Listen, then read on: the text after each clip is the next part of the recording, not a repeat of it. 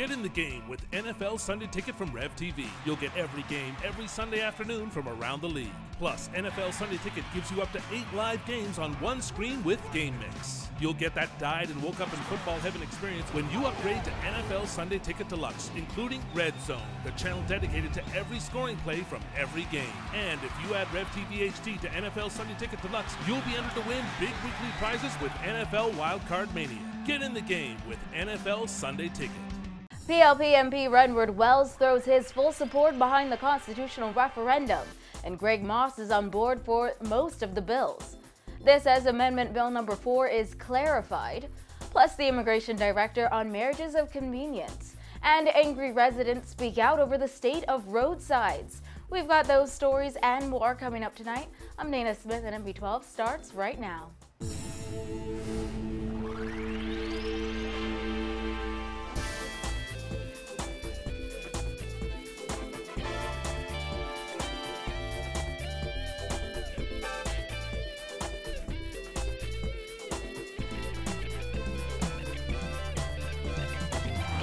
Top 8 news tonight, Bamboo Town MP Renward Wells and Marco City MP Greg Moss have thrown their support behind the constitutional referendum after previously voicing concerns about the amendment bills. Moss says he's supporting bills 1 through 3, while Wells said today he's voting yes to all of the bills. Both Moss and Wells had questions about bill number 4, which would make it unlawful to discriminate based on sex.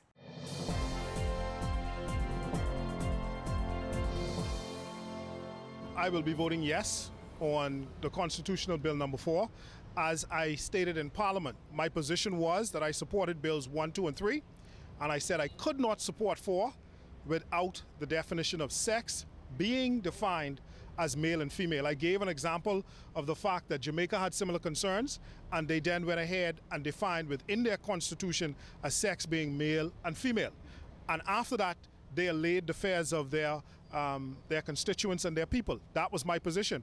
My party listened to the concerns of myself and others in the religious community and went ahead and made the necessary revision to that particular question. And so it would be disingenuous for me to now come back, having stated what my position was in the House of Assembly, to try and move the goalpost further for my party. Moss had also voiced concerns about the bills, and he now says he is in full support of bills 1 through 3 now that the government has addressed his concerns. Among his concerns, Bill 1 was not retroactive, while Bill number 3 was. Bill number 1 allows a Bahamian woman married to a foreigner the right to pass on citizenship to her children. Bill 3 is the same before a Bahamian man not married to the foreign mother of his child.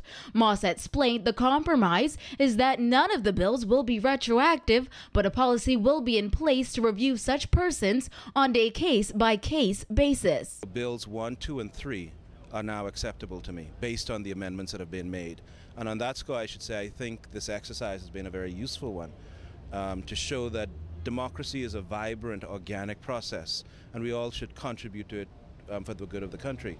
However, Moss says he still has a problem with Bill number 4, calling the addition of a definition for the word sex unacceptable. The insertion of the words male and female, saying sex means male and female, with the greatest respect, is incomprehensible. That makes no sense. You cannot say there shall be no discrimination on the basis of male and female. What I think the thought is that there should be no discrimination on the basis of sex within the context that it means that no male or female should be treated more or less favorably than the other based on gender. Once that type of definition is inserted, I'm comfortable with it. For Charlotte MP Dr. Andre Rollins was another MP who had problems with the bills. He has since resigned as party whip after expressing strong reservations about the 2nd and 4th bills. The 2nd bill will give foreign spouses of Bahamian women the same rights as foreign spouses of Bahamian men in terms of citizenship. Wells had this to say about Rollins' resignation. What Andre Rollins did was the right thing. I had also written my resignation letter as deputy whip, and I understood what it meant for me to vote no. The Prime Minister said in the House yesterday, he said, listen, if you all vote a certain way, you understand the consequences of that vote. We're all politicians. We're all adults. We know the way the system works. And if we vote no, we ought to have taken responsibility for that vote. In my case, it would have meant resigning as deputy whip, because the whip is the one who's supposed to keep the votes. So if you going against the vote, you can't keep the vote, you ought to do the honorable thing. Well, question number 4 is clearly the most controversial of the amendments, but today our Paige McCartney sat down with Justice Ruby Nottage, who is spearheading the educational campaign ahead of the November poll, to clarify once and for all the importance of question 4 and why it must be included in the gender equality debate. She also speaks to the difficulty of conducting the educational campaign without having the bills finalized. Nottage said, even with all the questions being raised by pastors and politicians, what seems to have been lost is that the core of question 4 has nothing to do with same-sex unions and only reflects what is already provided by law. Often, persons may present themselves and say, I am a man and this is a woman and we want to get married. In our law, marriage is defined as the union, voluntary union for life of a man and a woman. A man and a woman. And that goes back to our common law, a case called Hyde and Hyde, all right?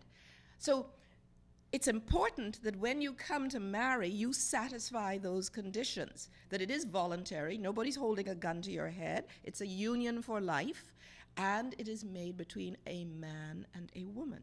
Members of the public have questioned why we even need question 4, saying that only questions 1, 2, and 3 are necessary. However, Justice Nottage said it's question 4 that serves as a basis for questions 1, 2, and 3, and without question 4, discrimination based on sex, that's male and female, would still persist. Article 26, sex was left out. And so that meant that if you read 26 very carefully, you could discriminate on the grounds of sex. The same sex that had been described in 15. And sex in 15, and in any legal document in which we in the Bahamas recognize the laws of our Bahamas as being paramount, sex is described as, and legally known to be, male or female. It's not a description of the sexual act. It's not a description of anything other than the biological differences that exist in mankind. At the crux of the bill, Nottage said the ability to discriminate against anyone for being a man or a woman will be removed. That's it. Why is 4 important? Why can you not throw it out? That's what you're asking me. My answer would humbly be that 4 is the very basis, the foundation of even 1, 2, and 3. 1, 2, and 3 are the specifics. 1 deals with the specific discrimination, as it were, against a child born out of the Bahamas. Number 2 is the specific discrimination against a woman married to a foreign spouse. 3 is a specific discrimination against a child born out of wedlock. In other words, those are specifics. But they really exhibit the entire concept of discrimination against an individual on the basis of his citizenship or his sex. So you need to have the foundation in order to constantly ensure that no other discrimination is allowed. The bills have now entered the committee stage in the House of Assembly, and parliamentarians are expected to vote on them next Monday. Until then, Nottage said it's proving difficult to educate the public on all aspects of the bills if they're not yet set in stone. You can't talk about a thing unless you know what's on the table and what's off the table, what is not there. Put it another way, if you're going to describe an apple, you need to see what the whole apple is, not half of it. And so at this stage, the members of Parliament, quite rightly, are looking at the draft bills and they're offering their opinions. One, for example, which has caused a good deal of wise consideration is, should these bills be prospective, That is, they begin only on the date in which the bill is passed, or should they be retrospective? Now, that may not sound like a very difficult challenge, but it does require a lot of deep thinking. However, Nottage said she's confident, despite there only being roughly 60 days until the referendum, her team can properly educate the public. And members of the commission have stressed that it's everyone's civic duty to become as familiar with these questions as possible so that they're prepared when they head to the polls November 6th. Reporting from the Office of the Constitutional Commission, I'm Paige McCartney for NB12. Officials at the Department of Immigration are concerned about the large number of people getting married for convenience. Director of Immigration William Pratt told our news team today that from what he understands, some people are being paid up to $5,000 to marry a foreigner. Kyle Joaquin reports. Director of Immigration William Pratt says they're very concerned about the high number of people only getting married for convenience. He says they frequently hear from Bahamians who feel they've been taken advantage of by foreigners who either only want a spousal permit or Bahamian citizenship. Pratt says for many of these people, paying a Bahamian to marry them so they can receive a spousal permit at $250 for 5 years is much cheaper than trying to get a work permit that can range anywhere in price between $1,000 and $12,500 per year.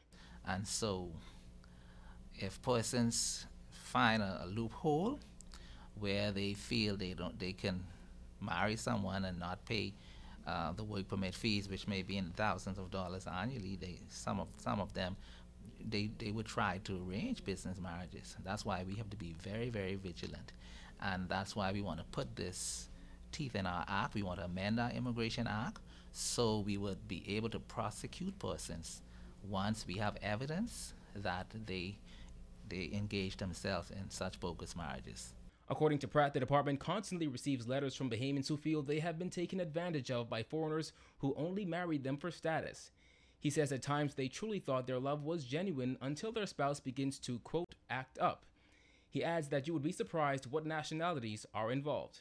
As people, Bahamian citizens out there who concerned about their country, as they call and this information into us, and we are aware of it, we would continue to do our investigations.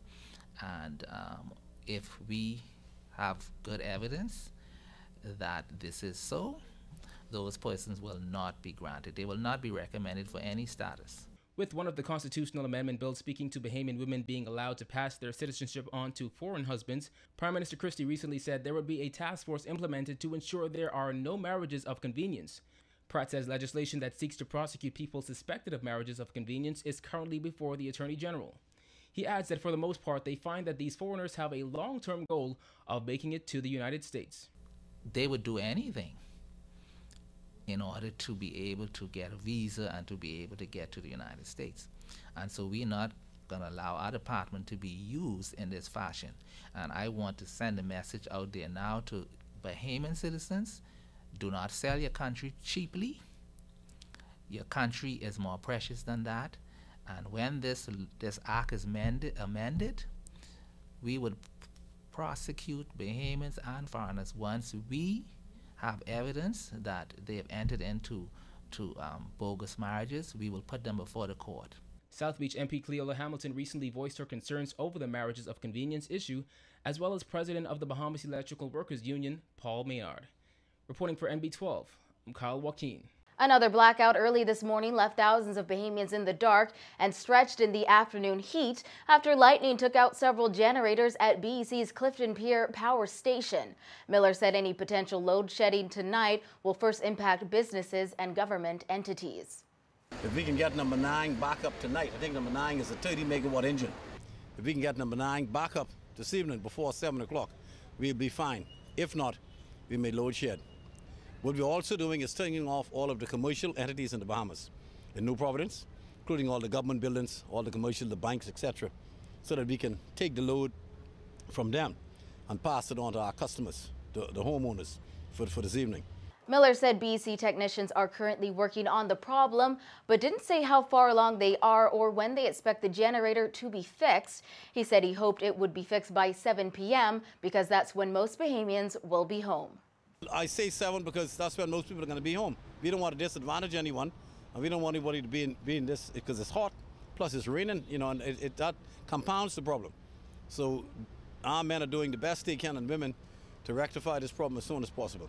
Miller said BEC may not have to load shed in residential areas tonight once the commercial and government buildings are off. He said, quote, "Let's keep our fingers crossed." He added this incident only highlights the need for upgrades at the Clifton station. We need a new 128 megawatt plant out at Clifton to enable us to have these reserve cycles that when these things happen, we can revert to the excess power that is needed for these emergencies. It's been happening too long now. We have a roadmap which we gave to the government now about 18 months ago. Hopefully that roadmap may be implemented to the interest of the Bahamian people. When MB12 returns, Agri residents speak out about poor road maintenance. Stay with us.